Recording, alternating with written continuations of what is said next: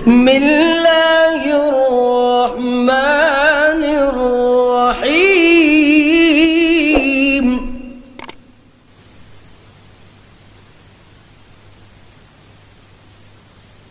ألم تر كيف فعل ربك بأصحاب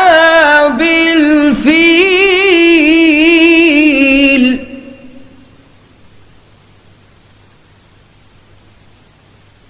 ألم يجعل كيدهم في تضليل وأرسل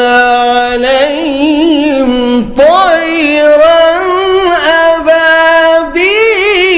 أبابيل